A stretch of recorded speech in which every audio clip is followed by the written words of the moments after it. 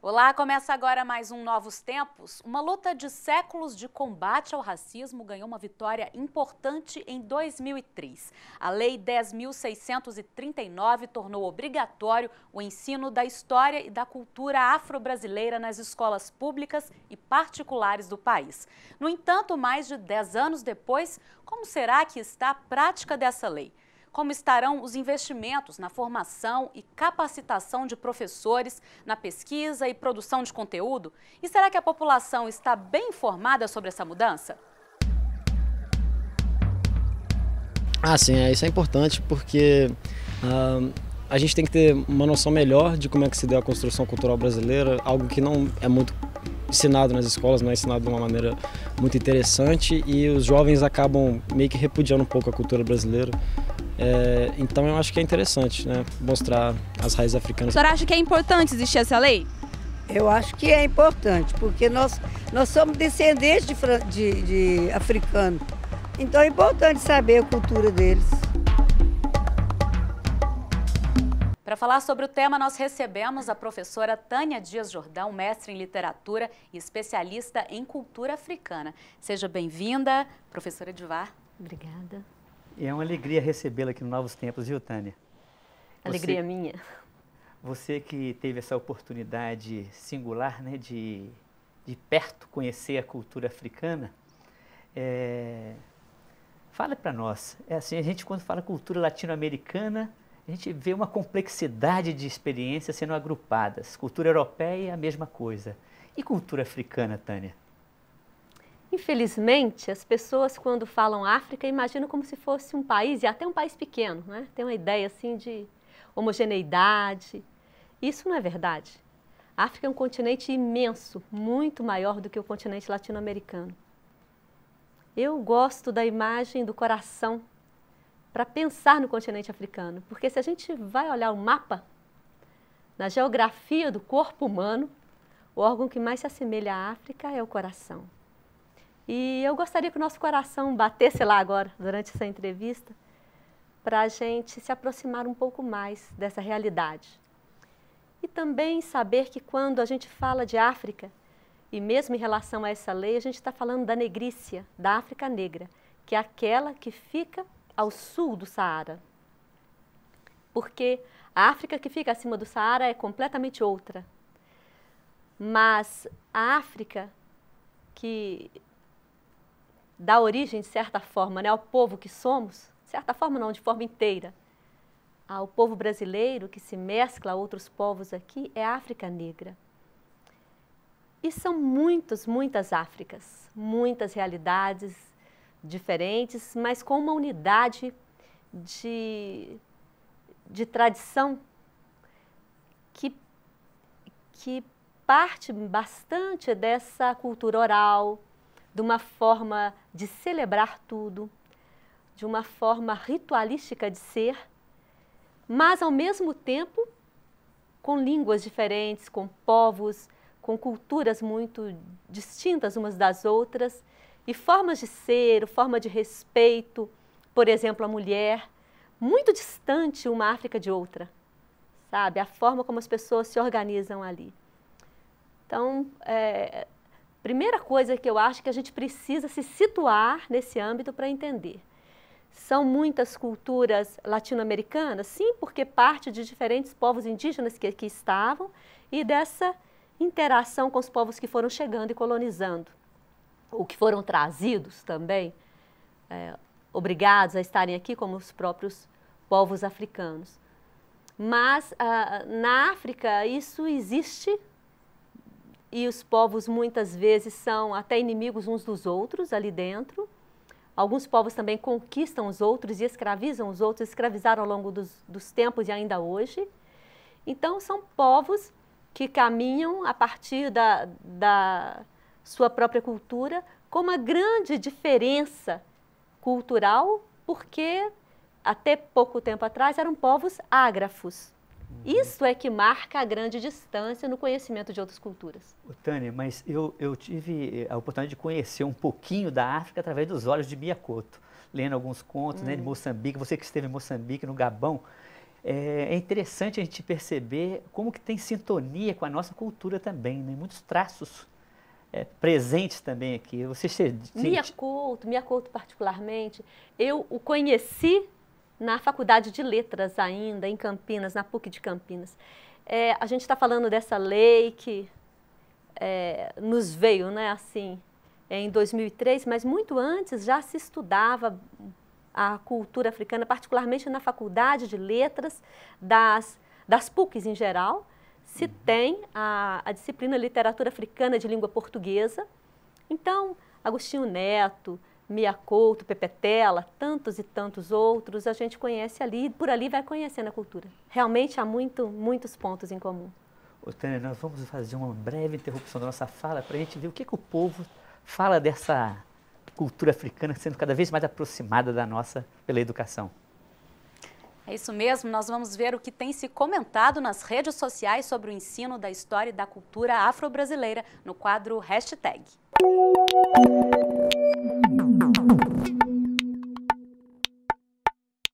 Vamos ver então aí um primeiro comentário. Relações étnico-raciais, cultura africana, afrodescendente e indígena na escola. Quebre preconceitos, ouse sempre aprender. Mais um, já falei 10.639 vezes que racismo é crime.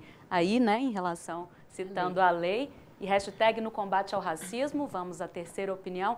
A escola tem o papel decisivo na promoção do conhecimento, sensibilização e respeito pela cultura africana, ampliando o seu olhar ao mundo. É isso mesmo, ampliar olhares, né, professora? Em relação ao primeiro comentário, é interessante perceber que somente 5 anos depois de termos já esse início de revisão do material escolar, desse início de introdução das relações étnico-raciais na perspectiva africana, é que se criou uma lei para tentar também esse diálogo com a cultura indígena, né? Foi em 2008. Infelizmente, o racismo parece que só cresce entre a gente. Eu não sei se é porque a gente vai tomando mais consciência disso, porque sempre foi assim, ou o quê, mas é tão incidente o racismo entre nós em todos os campos e nas escolas também, né? Um ambiente que deveria ser para educar, quantas vezes deseduca por permitir racismo ali, por permitir exclusão de pessoas, por tratar como 2 classes de pessoas. A escola tem um papel decisivo na promoção do conhecimento, sensibilização a respeito. Realmente, se a escola não cumprir o seu papel de sensibilizar no respeito pela cultura africana, a nossa cultura é extremamente eurocêntrica. Veja, 500 anos depois, nossa referência é extremamente ocidental. Mas aí que eu gostaria de entrar, Tânia, continuando a nossa conversa. Quer dizer, se a gente reconhece a predominância, pelo menos em termos de poder, de hegemonia, né, da cultura europeia, que aqui se instalou, dominou, subjugou, mas parece-me que é clara, ou facilmente perceptível, a presença africana como matriz geradora da cultura brasileira. Como explicaria, então, esse tantos anos a escola ter passado ao largo, ou pelo menos se deixar fecundar por essa cultura? Povos que têm o poder econômico e o poder das armas, normalmente têm o poder cultural também, impõem a sua cultura. Então, se em um ambiente escolar as pessoas são alijadas desse ambiente, não podem estudar, como é que vão transmitir a cultura de forma acadêmica? No entanto, a cultura africana entrou nos poros dos brasileiros por todos os lados. Veja na gastronomia, por exemplo. Se a gente for perguntar qual é a dança típica do Brasil, se a gente for perguntar a música típica do Brasil, tudo nosso, o que é mais típico, vai se mesclando, né? Vai do lundu até o samba, mas nasce de uma cultura africana. A Ieda Pessoa faz um trabalho belíssimo, a Ieda da Universidade Federal da Bahia, a respeito da língua brasileira, né? Então, você trata nós temos diversas expressões de matriz africana, né? Se você pega, não sei, por exemplo, o último filho de uma família, em Portugal se chama Benjamin, mas no Brasil, caçula. Eu fui aprender em Moçambique, quando eu estudei a língua macua, que caçula é ser o último. Ser o último. Caçula ali eu descobri, peraí. Então, eles falavam rápido, sou o último da fila, por exemplo, era caçula. Eu falava, então caçula, então isso daí é uma palavra de origem africana. Aí eu fui pesquisar.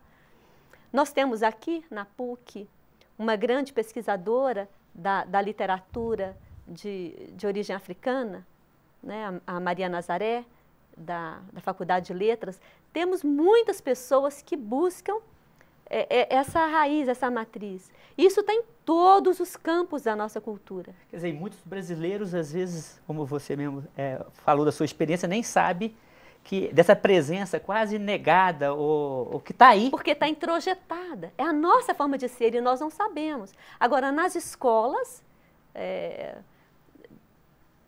para onde incidiria, em tese, aqui toda a preocupação de formação de uma nova sociedade deveria partir dali, na verdade, porque as famílias não estão preparadas para isso, então pelo menos a escola é um lugar comum. Essa lei é uma lei que modifica a LDB anterior, e quer dizer, a Lei de Diretrizes e Bases, ela é destinada a toda a educação, do ensino fundamental e médio, de escolas públicas e particulares. Então, deveria criar uma nova mentalidade e, infelizmente, ainda não atingiu isso. Nós temos que fazer um breve intervalo, mas no segundo bloco eu gostaria que a gente aprofundasse esse mérito do governo Lula, porque uma lei como essa tem uma pretensão de mudanças. Fernanda, com você. Depois do intervalo, você vai ver uma escola que tem projetos premiados relacionados ao ensino da história e da cultura afro-brasileira. E vamos continuar a nossa conversa aqui no estúdio com a professora Tânia Dias Jordão. A gente volta já.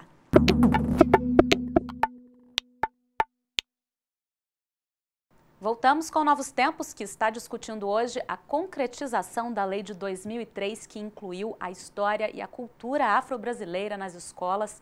Professora Tânia, que está aqui conosco hoje, de que forma essa inclusão pode favorecer mudanças significativas aí para nós? Na verdade, essa inclusão não é um presente, não é uma coisa dada que a partir de agora se pode fazer. Ela parte de uma luta do povo negro de anos e anos, desde a década de 50, isso já vem se aprimorando um pouco mais. Na década, em plena ditadura militar, houve movimentos assim, incríveis que se fizeram para conseguir articular e dar voz a projetos, né? E, bom, o governo Lula, com todas as críticas que se possa fazer a ele, tem o grande mérito de, logo no início do seu governo, dia 9 de janeiro de 2003, ter promulgado essa lei aí com tanta força e exigido mesmo que se estabelecesse isso. E de que forma isso hoje pode incidir na sociedade, eu penso que pode fazer toda a diferença se os professores, os diretores das escolas, os pedagogos levarem de fato a sério essa proposta. O grande empecilho que a gente tem para isso é que essa lei obrigatoriamente teria que ser estabelecida, como de fato foi, no ensino fundamental e médio, mas não nas universidades. Devido a isso, as pessoas não se formaram para trabalhar. Então, a lei exige que de uma forma ampla se trabalhe isso, particularmente nas disciplinas de artes, de literatura e de história. Então, nessas três disciplinas, até o fim do ensino médio, tem que se abordar a história da África e a história, sobretudo, dos afrodescendentes aqui no Brasil. Acontece que muito passa esquecido. Quer dizer, poder-se-ia, na minha opinião, trabalhar até em educação física, a própria capoeira, a qual já mencionamos aqui, ou danças de origem africana que estão espalhadas por esse Brasil todo, não é aqui entre nós. temos tantas danças africanas aqui em Minas, por exemplo, e isso passa batido, né? Significativamente, que passos já foram dados? Você falava aí de capacitação de professores, de elaboração de materiais pedagógicos, que incluindo essa cultura. Você enxerga outros passos? Infelizmente, estão muito aquém do que gostaríamos. Mas o que eu posso apresentar, assim, um pouco do que sei, é que no Paraná, por exemplo, o trabalho de interação com as comunidades quilombolas é o trabalho pioneiro no Brasil. Então, em 2005, ali já havia um mapeamento feito pelo próprio governo do Paraná, das comunidades quilombolas, de como fazer uma adequação para que essas comunidades se reconhecessem nas escolas locais. E isso é muito bonito. E, paradoxalmente, na Bahia, que é o estado com o maior número de afrodescendentes do Brasil, há hoje, por exemplo, um conflito muito grande de comunidades evangélicas que não aceitam a expressão da cultura negra, sobretudo na perspectiva religiosa, do candomblé, da umbanda, que vem como coisa do demônio. Ora, é uma matriz africana entre nós, é uma expressão, uma forma de ser, é uma forma de celebrar a fé. O povo africano é extremamente celebrativo. E isso, é lógico, incide sobre as escolas. Então, existe um problema muito sério na Bahia, justamente pelo excesso de pessoas que expressam essa fé, tem essas expressões de fé de matriz africana, então vai gerar um conflito muito grande ali. Tânia, vamos fazer uma breve pausa na nossa conversa, para a gente ver uma reportagem muito interessante. Fernanda. Pois é, nós vamos mostrar agora o trabalho de uma escola pública da região metropolitana de Belo Horizonte que atende moradores de um quilombo. O mais legal é que, com o incentivo da lei, os professores passaram a desenvolver projetos voltados para a valorização da cultura africana, alguns premiados. Olha só.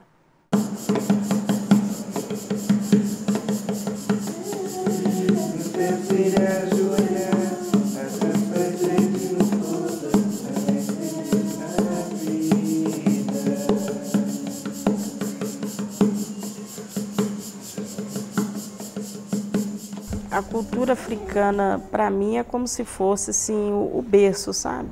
Principalmente da população brasileira. Nesta escola de Contagem, na Grande BH, os professores se uniram para alcançar uma meta: despertar nos jovens negros a aceitação das próprias origens. E aí a gente construiu o projeto nessa linha, né? Com atividades que valorizam a cultura afro-brasileira, né? Fizemos o levantamento do diagnóstico de quais as condições dos nossos alunos em português, em matemática. E a gente percebeu que aqueles alunos que anteriormente tinham se declarado pardos, eles começaram a se definir como negros, né? E alguns começaram a assumir os cabelos afros, né? Eu comecei a ver, sabe, como se fosse assim, a história do outro lado. E também eu passei essas informações para minha família e também falei, porque antigamente nas escolas você não via falar sobre os negros, os africanos. Muitas pessoas não conhecem a cultura africana, porque muitas delas são brancas e a discriminação é muito grande. E muito bom estudar, porque mostra o que o país tem pelas misérias e pelas riquezas, pelas guerras que lá ocorrem. E também eles mostram que muitas das misérias não são símbolo de ofender. A escola foi a única do Sudeste selecionada pelo Fundo Baobá, do Instituto Unibanco e da Universidade Federal de São Carlos, pelo edital Gestão Escolar para a Equidade, Juventude Negra. As atividades englobam todas as disciplinas. Eles querem uma literatura mais voltada para a realidade deles. E a literatura africana tem essa bagagem para a gente, ela já vem pronta. Então já vem com problemas de discriminação, problemas urbanos, problemas de violência, problemas que eles têm. Durante as aulas, um dos principais temas é a história da comunidade negra dos Arturos. Arthur Camilo fundou o Quilombo há mais de 120 anos. A influência parte do seguinte ponto: parentesco. Muitos dos nossos alunos aqui têm parentesco com essa comunidade. E essa comunidade, ela representa muito aqui para a região.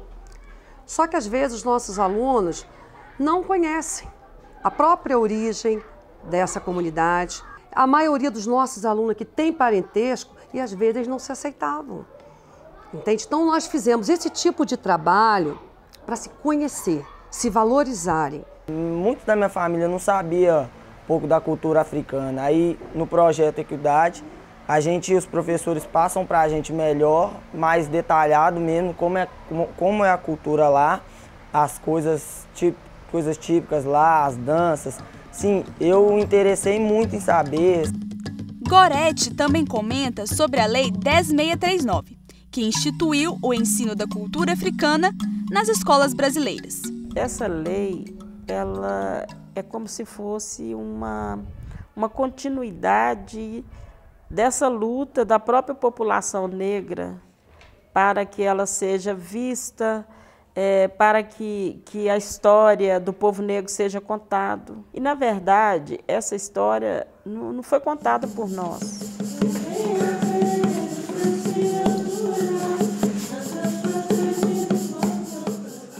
Muitos jovens, talvez na escola, vão poder se reconhecer ao ver a sua cultura ser ali.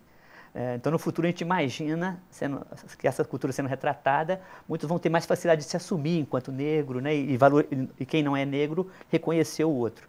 Mas, em termos de intolerância religiosa às religiões de matriz africana, eu achei subsignificativo, queria que você terminasse essa entrevista comentando isso.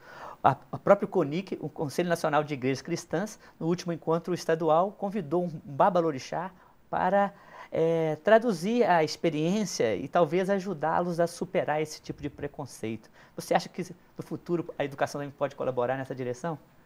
Edivar, quando eu vivi em Moçambique, me chamava a atenção que tudo ali era celebrado na perspectiva religiosa, se fazia cerimônias para tudo, né? Então, a iniciação do adolescente ela é muito marcada, mas a morte, o nascimento, cada momento da vida é muito marcado, porque não tem essa dicotomia da cultura ocidental, corpo e espírito, é uma coisa integrada, é uma coisa única. Então, escutávamos os tambores, já era um convite, já tinha alguma cerimônia acontecendo. E essa representação ela era muito corporal, então as pessoas marcam no corpo, fazem incisões no corpo. E é uma coisa que nos pega por inteiro, quando está se celebrando ali aquilo. Na minha perspectiva como cristã, eu ali não tinha como não rezar junto, porque toda uma pessoa mesmo é a celebração da vida, né? E Deus, ele não é, ninguém é dono de Deus, não se pode dizer que ele é dessa ou daquela denominação. É muito lindo quando vemos hoje aqui no Brasil o CONIC convidando o babalorixá ou as pessoas de uma forma geral se abrindo cada vez mais para esse diálogo, porque nós só podemos nos encontrar através do diálogo. À medida que a pessoa se posiciona com o pé atrás, eu tenho a verdade, ela não vai chegar a verdade nenhuma e nem vai deixar que o outro expresse a sua pequena verdade para que possamos construir algo muito maior, chegarmos à grande verdade. Tânia, queria continuar essa conversa, mas eu queria já agradecer a sua presença aqui conosco, viu? Sou eu quem agradece. Muito obrigada. Nesse contexto de aldeia global em que vivemos, a educação é o caminho. Para construirmos outra mentalidade cultural possível, inclusiva e que acolha a diversidade como valor e riqueza humana, para cultivar a cultura da paz e a convivência social, pautada pela justiça, pelo respeito mútuo e pela solidariedade entre as pessoas, independente de qualquer diferença ou singularidade, urge acolhermos que somos um povo lindo e amalgamado, formado pela contribuição de muitas culturas, povos e nações. Bom, por hoje é só. Fique com Deus e até o próximo programa. Fernanda, é com você. Novos Tempos é uma parceria entre a PUC TV Minas e o Ânima, Sistema Avançado de Formação da PUC Minas. Obrigada por nos acompanhar em mais este programa. E na semana que vem a gente volta com mais assuntos importantes e atuais para você. Até lá!